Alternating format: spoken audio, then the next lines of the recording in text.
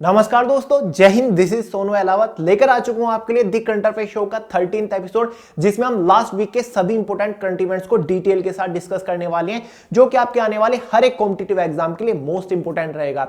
देखिए फ्रेंड्स, फिर से मैं आपको कह रहा हूं, आपको डेली करंट अफेयर्स के ऊपर 3-4 घंटा वेस्ट करने की जरूरत नहीं है। अगर आप एवरी संडे शाम 5 बजे हमारे दी करंट अफेयर शो को फॉलो कर रहे हैं रेगुलरली, तो आपकी करंट अफेयर की प्रॉब्लम हमेशा के लिए दूर हो जाएगी। और फ्रेंड्स, जब भी आप एपिसोड देख रहे होते हैं तो प्रॉपर इंपोर्टेंट करंट इवेंट्स को नोट भी करते हुए चला कीजिए, आपके लिए ज्यादा बेहतर रहेगा।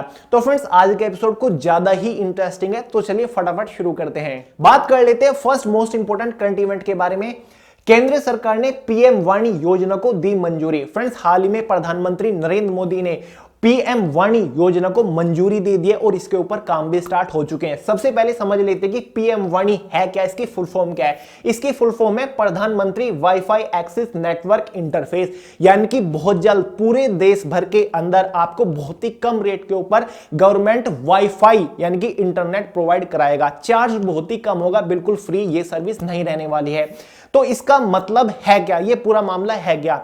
देखिए फ्रेंड्स, इसके जो सर्विस प्रोवाइड की जाएगी वो आपकी पब्लिक डेटा ऑफिस के थ्रू की जाएगी, यानी कि जो इंटरनेट प्रोवाइडर होगा उसको पब्लिक डेटा ऑफिस कहा जाएगा। अब इंटरनेट प्रोवाइडर वो कोई भी हो सकता है, छोटा दुकानदार हो सकता है या फिर चाय वाला हो सकता है, आप भी बन सकते हैं। जैसे कि जनसेवा केंद्र होते हैं वो गवर्नमेंट सर्विस प्रोवाइड करते हैं, ऐसे ही ये होने वाला है। आपको अपने मोबाइल में एक एप्लीकेशन डाउनलोड करनी होगी अगर आपको ये सर्विस इस्तेमाल करनी है। जैसे कि अब जब आप अपने मोबाइल में अपना वाईफाई ऑन करते हो तो आसपास के जितने भी हॉटस्पॉट ऑन रहते हैं वो आपके मोबाइल में शो होने लग जाते हैं। ऐसे ही इस एप्लीकेशन में जितने भी इस सर्विस के प्रोवाइडर होंगे वो आपके मोबाइल में शो होने लग जाएंगे। आप किसी भी सर्विस प्रोवाइडर के साथ रजिस्ट्रेशन कर सकते हैं और इसका एक प्रॉपर वॉलेट होगा जिससे आपका चार्ज जाएगा, यानी कि चार्ज कटा करेगा, जो कि बहुत ही कम होगा। और ऐसा नहीं कि आपने एक सर्विस प्रोवाइडर के साथ अगर रजिस्ट्रेशन कर रखा है किसी और के साथ नहीं कर सकते। आप पूरे देश भर में कहीं भी चले जाए, आप किसी भी सर्विस प्रोवाइडर से इंटरनेट की सर्विस ले सकते हैं, आप इंटरनेट चला सकते हैं।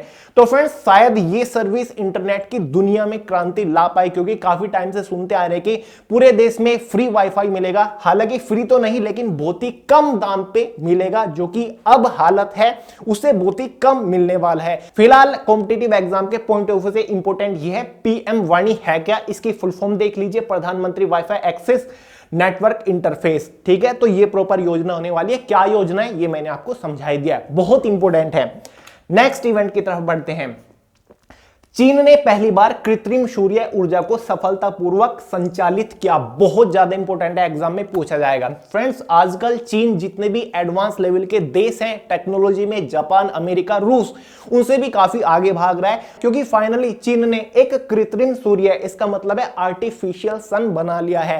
कहने का मतलब यह है कि अब दुनिया के अंदर 2 सन एग्जिस्ट कर रहे हैं, जो कि एक चाइना के अंदर है आर्टिफिशियल सन। फ्रेंड्स, काफी टाइम पहले चीन ने यह दावा किया था कि हम एक और सन बनाएंगे, यानी कि आर्टिफिशियल सन बनाएंगे, और अब ये दावा सच हो गया। चीन ने ये बना लिया है, यानी कि जितनी एनर्जी सन प्रोड्यूस कर रहा है उससे कहीं गुना ज्यादा एनर्जी और हीट ये आर्टिफिशियल सन प्रोड्यूस करेगा, चीन के वैज्ञानिकों का ये कहना है।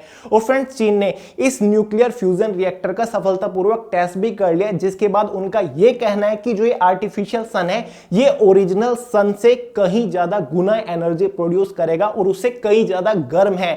यानी कि जो ओरिजिनल सूरज है उसकी जो कोर का टेम्परेचर है उससे 10 गुना टेम्परेचर ये प्रोड्यूस कर रहा है। यहां पर मैंने लिखा भी हुआ है, इसका जो टेम्परेचर है जहां तक ये पहुंचा है, इसकी जो लिमिट है वो 15 करोड़ डिग्री सेल्सियस तापमान तक ये पहुंचा है। आपको पूरी इमेज दिखा देता हूं। ये देखिए फ्रेंड्स, इस तरीके का ये न्यूक्लियर रिएक्टर है और ये जो सन है ये ओरिजिनल वाला है।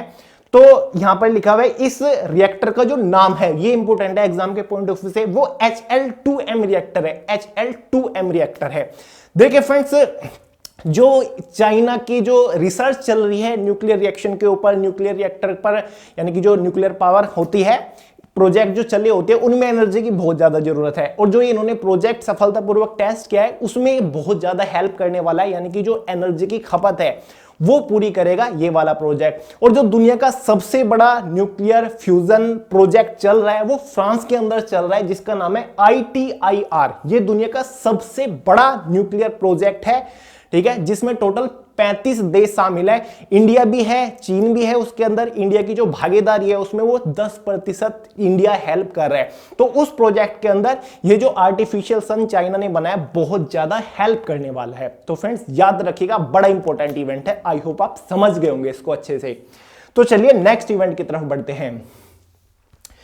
वित्त मंत्री निर्मला सीतारमण फोर्ब्स की 100 पावरफुल वुमेन लिस्ट में, फ्रेंड्स हाल ही में फोर्ब्स ने एक लिस्ट जारी की है जिसमें उन्होंने 100 पावरफुल वुमेन, वर्ल्ड की 100 पावरफुल वुमेन के नाम जारी किए हैं। और इस लिस्ट में इंडिया की फाइनेंस मिनिस्टर निर्मला सीतारमण भी है। इनको 41वां स्थान इस लिस्ट में मिला है। पावरफुल का मतलब है कि जो बहुत ही बड़ा ओहदा संभाल रही हो, बहुत ही बड़ा काम कर रही हो, और डेफिनेटली महिला होकर वित्तीय मंत्री है, फाइनेंस मिनिस्टर है। और ये टोटल 30 देशों की लिस्ट है, यानी कि 30 देशों की महिला इसमें शामिल है। इंडिया की और भी महिलाएं इस लिस्ट में है, लेकिन इंपॉर्टेंट एग्जाम के पॉइंट ऑफ व्यू से वही है कि जो फाइनेंस मिनिस्टर है निर्मला सीतारमण जी को 41वां स्थान मिला है फोर्ब्स की इस लिस्ट में, याद रखिएगा।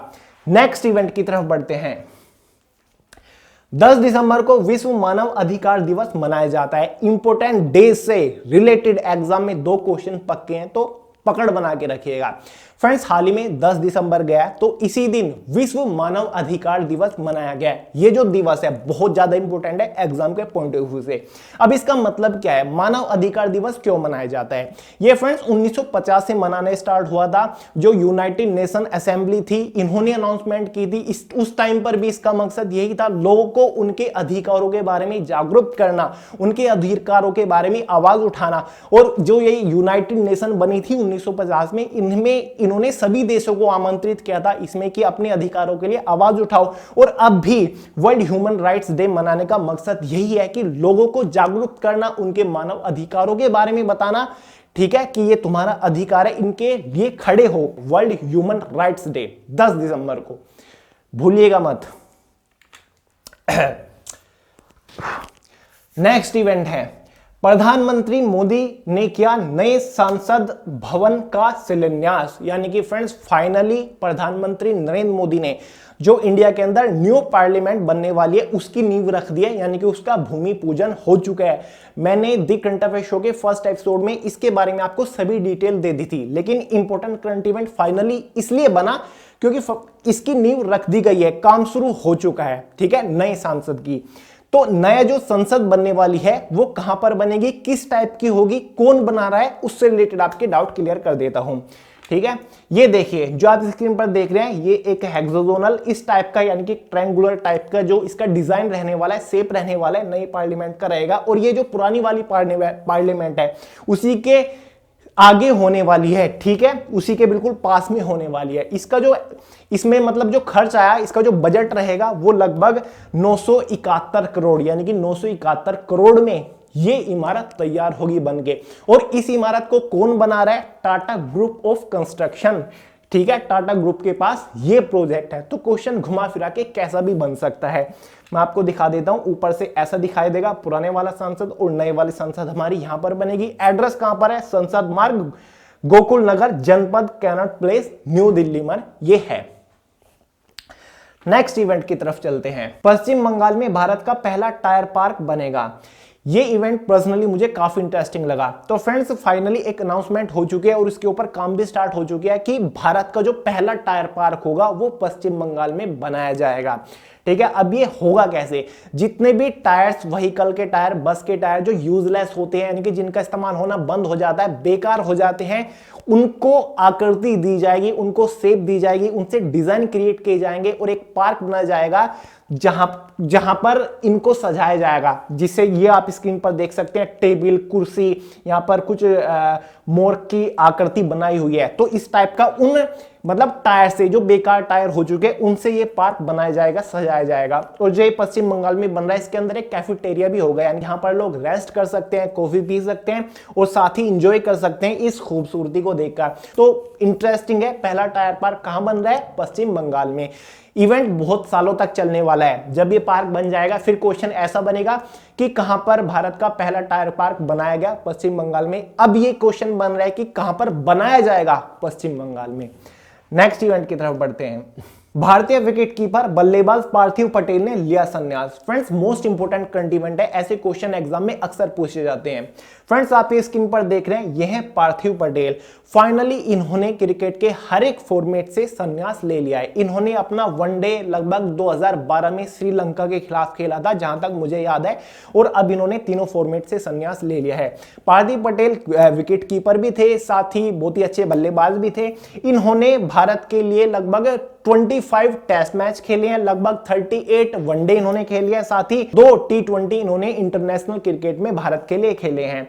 तो काफी अच्छे खिलाड़ी हैं, आप तो इनके बारे में जानते होंगे। तो करंट इवेंट डेफिनेटली बनेगा कि कौन से भारतीय क्रिकेटर ने हाल ही में संन्यास लिया तीनों फॉर्मेट से, तो थोड़ा बहुत इनके बारे में भी पूछ लिया जा सकता है। नेक्स्ट इवेंट की तरफ चलते हैं। फिर इंपोर्टेंट डेट से आ गया, 11 दिसंबर को अंतरराष्ट्रीय पर्वत दिवस मनाया गया। फ्रेंड्स हाल ही में 11 दिसंबर का ही है, तो उसी दिन इंटरनेशनल माउंटेन डे मनाया गया है। फ्रेंड्स इससे रिलेटेड एक इंपॉर्टेंट पॉइंट ये भी है कि यूनाइटेड नेशन असेंबली ने 2002 में इस दिन को मनाने की घोषणा की थी, और फिर 11 दिसंबर 2003 से ये दिन मनाना स्टार्ट हो चुका था। अब सवाल ये भी उठता है कि ये दिन क्यों मनाया जाता है। आप जानते होंगे, लोगों को जागरूक करना और लोगों को पर्वतों की महत्व बताना कि पर्वतों का कितना महत्व है पर्यावरण में भी, और सभी चीजों में पर्वत बहुत ज्यादा इंपॉर्टेंट है, देश की खूबसूरती बढ़ाते हैं। ठीक है, यानी कि पर्यावरण का और देश का एक हिस्सा होते हैं पर्वत। लोगों को जागरूक करना और पर्वतों को संरक्षण करना, इनको बचाए रखना, इसलिए लोगों को जागरूक करना होता है। और 11 दिसंबर को इसलिए अंतरराष्ट्रीय पर्वत दिवस मनाया जाता है। तो इजी सा है, आप लोग समझ ही जाओगे। नेक्स्ट है जलवायु परिवर्तन प्रदर्शन सूचकांक 2021 में भारत 10वें स्थान पर है। मोस्ट इंपोर्टेंट करंट इवेंट जिसे कहते हैं ना, वो है ये। और एग्जाम में यार गारंटेड मिलेगा, ज्यादा से ज्यादा शिफ्ट में ये क्वेश्चन पूछा जाएगा। देखिए फ्रेंड्स, इंडिया रैंक्ड 10th इन क्लाइमेट चेंज परफॉर्मेंस इंडेक्स 2020, यानी कि जो जलवायु परिवर्तन प्रदर्शन एक लिस्ट जारी हुई है हाल ही में, यानी कि जो सबसे अच्छा किस देश का, मतलब जो जलवायु है वो कैसा है, ठीक है, किस देश का परिवर्तन हुआ है, किस देश का अच्छा हुआ है, इस तरीके से रैंक दी गई है। जिस देश का सबसे अच्छा परिवर्तन है उसको पहले रखा गया है, जिस देश का मतलब थोड़ा खराब है उसको बाद में रखा गया है, और जिस देश का बिल्कुल ही खराब है जलवायु वो लास्ट में रखा गया है। यहां पर भी रखा हुआ है, जिन जो मतलब रेड दिखाई दे रहे हैं आपको ग्लोब में, मतलब उनका जो जलवायु है वो बिल्कुल बेकार है और परिवर्तन भी कोई खास नहीं हुआ है, और जो ग्रीन में है उसका जो जलवायु है वो एकदम बेस्ट है। इंडिया को इस इंडेक्स में 10th रैंक मिली है, और पहले शायद 9वें स्थान पर था 2018 और 2009 में। अब थोड़ा एक पायदान नीचे चला गया है, लेकिन कोई बात नहीं। 2014 में 35वें स्थान पर था, और 2014 से 2020 तक तो काफी भारत ने इंप्रूवमेंट किया है, जलवायु में काफी ज्यादा सुधार आया है। तो फ्रेंड्स एक और चीज मैं आपको बताना चाहूंगा। अब काफी लोग ये कमेंट कर लेते हैं कि भैया पहले स्थान पर कौन आया, तो ये जो इंडेक्स है पहले स्थान पर कोई नहीं आया, दूसरे स्थान पर भी कोई नहीं आया, तीसरे स्थान पर भी कोई नहीं आया। यानी कि पहले रैंक पर, दूसरे रैंक पर, तीसरे रैंक पर आने के लिए बहुत ही अच्छा जलवायु चाहिए, जो कि अभी तक किसी भी देश का नहीं है। और एक और इंपॉर्टेंट चीज है, भारत को कितने अंक मिले हैं 100 में से, जिसके अकॉर्डिंग ये भारत को रैंक दी गई है। 63.98 अंक भारत को इसमें मिले हैं। आपको ये दो चीजें याद रखनी पड़ेगी, 10वीं रैंक मिली है और अंक 63.98 इसमें भारत को मिली है रैंक। ठीक है, तो चौथे स्थान पर कौन आया है, क्योंकि पहले 3 स्थान पर तो कोई नहीं है। स्वीडन चौथे स्थान पर है, यूके 5वें स्थान पर है, डेनमार्क 6ठे स्थान पर है, मोरक्को 7वें स्थान पर है, 8वें स्थान पर नॉर्वे है, और चिली 9वें स्थान पर है, जब जाकर 10वें स्थान पर भारत है। ठीक है, तो काफी इंप्रूवमेंट हुई है, ये काफी अच्छी बात इस बार देखने को मिल रही है। तो याद रखिएगा, जलवायु परिवर्तन प्रदर्शन सूचकांक 2021, इंग्लिश वाले देख लीजिए, यहां पर लिखा हुआ है टाइटल। नेक्स्ट है, राजकमल झा को मिला रविंद्रनाथ टैगोर साहित्य पुरस्कार। सबसे पहले तो समझ लेते हैं राजकमल झा है कौन। ये एक अच्छे पत्रकार भी हैं और साथ ही एक बहुत अच्छे लेखक भी है। हाल ही में इन्होंने एक किताब लिखी जिसका नाम है द सिटी एंड द सी। इसके लिए इन्हें एक पुरस्कार दिया गया जिसका नाम है रविंद्रनाथ टैगोर साहित्य पुरस्कार। ठीक है, ये जो बुक लिखी इन्होंने 2012 में जो दिल्ली के अंदर निर्भया वाला केस हुआ था उसके ऊपर लिखी थी, और इसीलिए इसी बुक के लिए नाम है द सिटी एंड द सी। इनको यह पुरस्कार दिया गया रविंद्र टैगोर साहित्य पुरस्कार। याद रखिएगा, इनका नाम क्या है, राजकमल झा। पुरस्कार का नाम रविंद्रनाथ टैगोर साहित्य पुरस्कार, किताब का नाम the city and the sea. 3 question यहीं से निकल गए। नेक्स्ट इवेंट है लक्षद्वीप 100% ऑर्गेनिक क्षेत्र बनने वाला देश का पहला केंद्र शासित प्रदेश बना। अब यहां पर थोड़ा दिमाग लगाइएगा, 100% ऑर्गेनिक क्षेत्र बन गया लक्षद्वीप और ऐसा पहला यूनियन टेरिटोरी बन गया। अब इसका मतलब क्या है कि 100% ऑर्गेनिक क्षेत्र, यानी कि इसका मतलब यह है कि जो लक्षद्वीप के अंदर फसल कृषि होता है, ठीक है, सब्जियां या फिर फल उगाए जाते हैं, वो 100% ऑर्गेनिक तरीके से उगाए जाते हैं, यानी कि उनको उगाने के लिए कोई भी केमिकल का इस्तेमाल नहीं किया जाता, कोई भी सिंथेटिक फर्टिलाइजर का इस्तेमाल नहीं किया जाता, बिल्कुल एकदम ऑर्गेनिक और फ्रेश है। ऐसा लक्षद्वीप बन गया है कि वहां की जो कृषि है एकदम बिल्कुल फ्रेश होती है, बिना किसी सिंथेटिक केमिकल के बिना, ठीक है, एकदम ऑर्गेनिक फार्मिंग सेक्टर में इसको स्थान मिल गया है। ऑर्गेनिक फार्मिंग सेक्टर इसको कहा जा रहा है और लक्षद्वीप ऐसा भारत का पहला केंद्र शासित प्रदेश बन गया। इससे पहले 2016 में, ध्यान से सुनिए, 2016 में ऐसा भारत का पहला राज्य सिक्किम बना था, ठीक है, जो कि 100% ऑर्गेनिक फार्मिंग सेक्टर बना था। पहला राज्य कौन सा है? सिक्किम 2016 में बना था। 2020 में पहला केंद्र शासित प्रदेश लक्षद्वीप बन चुका है, याद रखिएगा।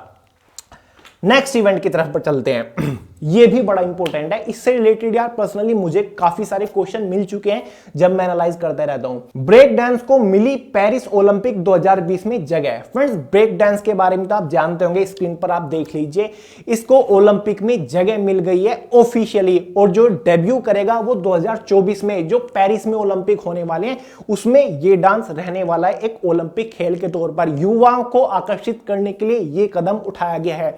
इससे पहले या फिर इसी के साथ साथ आप कह सकते हैं जो कि 2020 में जो टोक्यो में ओलंपिक होने वाला था, जो कि एक साल के लिए पोस्टपोन हो गया, 3 खेल शामिल किए गए थे, ठीक है। ये क्वेश्चन एग्जाम में पूछा जा चुका है कई बार, जिसमें से एक था स्केट बोर्डिंग, ठीक है, एक था स्पोर्ट क्लाइंबिंग और एक था हमारा सफरिंग, ठीक है। ये 3 खेल शामिल किए गए और अब ये चौथा ब्रेक डांस, ठीक है, ओलंपिक में शामिल किया गया। अब देखना क्या जबरदस्त क्रेज होता है ब्रेक डांस का। 7 दिसंबर को सशस्त्र सेना झंडा दिवस मनाया जाता है। फ्रेंड्स, हाल ही में 7 दिसंबर गई है तो इसी दिन सशस्त्र सेना झंडा दिवस मनाया गया। इस बार इस दिन की खास बात ये रही, भारत के प्रधानमंत्री नरेंद्र मोदी और डिफेंस मिनिस्टर राजनाथ सिंह ने सशस्त्र सेना के जवानों का आभार व्यक्त किया है। और इस दिन को मनाने का मकसद ये है कि जो सशस्त्र सेना के जवान हैं उनका आभार व्यक्त करना, साथ ही उनके जो परिवार है उनका भी आभार व्यक्त करना, और उनके परिवारों को मदद की कितनी ज्यादा जरूरत है और उनके परिवारों की मदद करनी चाहिए, ये लोगों के अंदर जागरूकता फैलाना इस दिन को मनाने का मकसद है। भारत ही नहीं बल्कि अदर देश भी, बहुत सारे देश इस दिन को मनाने लग गए हैं, ठीक है, अपनी सशस्त्र सेना का आभार व्यक्त करने के लिए। नेक्स्ट इवेंट की तरफ चलते हैं। केंद्रीय मंत्री नितिन गडकरी ने बिहार में सोन नदी पर कोइलवर पुल का किया उद्घाटन। फ्रेंड्स, काफी इंपॉर्टेंट करंट इवेंट है। फ्रेंड्स, नितिन गडकरी, इनके बारे में तो आप जानते होंगे, साइड में मैंने इमेज भी लगाई हुई है। ये road transport and highway minister है। हाल ही में इन्होंने एक बहुत बड़े पुल का उद्घाटन किया है वीडियो कॉन्फ्रेंसिंग के ही जरिए, आप स्क्रीन पर देख सकते हैं। ये जो पुल है ये सोन नदी पर कंप्लीट हुआ है, यानी कि बनाया गया कहां पर? बिहार में। तो इवेंट यहीं से बनेगा कि किस पुल का उद्घाटन किया गया है या फिर कौन सी नदी पर एक नए बड़े पुल का उद्घाटन किया गया है नितिन गडकरी जी द्वारा। इस टाइप के क्वेश्चन बन सकते हैं, तो आप याद रखिएगा, नितिन गडकरी जी ने इस पुल का उद्घाटन किया सोन नदी पर बिहार में। इस पुल को बनाने में जो टोटल बजट लगा वो 266 करोड़ रुपए खर्च हुआ। जो इससे पहले कोइलवर का पुल था उसके ऊपर बहुत जबरदस्त ट्रैफिक जाम रहता था। इस पुल के बनने के बाद वो जो ट्रैफिक जाम है वो भी काफी कम हो जाने वाला है। और ये पुल है NH-13 कॉरिडोर पर है, साथ ही पटना से भोजपुर, बक्सर, छपरा, मोहिनिया और बलिया को ये जोड़ेगा, ठीक है। यहाँ का जो यातायात है उसको काफी आसान बना देगा। तो 3-4 चीजें याद रखिए, नितिन गडकरी, सोन नदी पर बिहार, और ये जो पुल है ये कितना खर्चा आया है, कहां पर है? NH-30 पर, ठीक है। ये सभी चीजें आई होप आप याद रख पाएंगे। तो फ्रेंड्स, ये था आज का लास्ट करंट इवेंट, काफी इंपॉर्टेंट है, क्वेश्चन यहां से जरूर बनेगा। तो फ्रेंड्स, अगर आपको आज का एपिसोड पसंद आया और लाइक कर दीजिएगा, अपने दोस्तों के साथ ज्यादा से ज्यादा शेयर करिएगा और चैनल को सब्सक्राइब जरूर कर लीजिएगा, क्योंकि एवरी संडे शाम 5 बजे आपको यहाँ पर दी करंट अफेयर शो का एक नया एपिसोड मिल जाता है।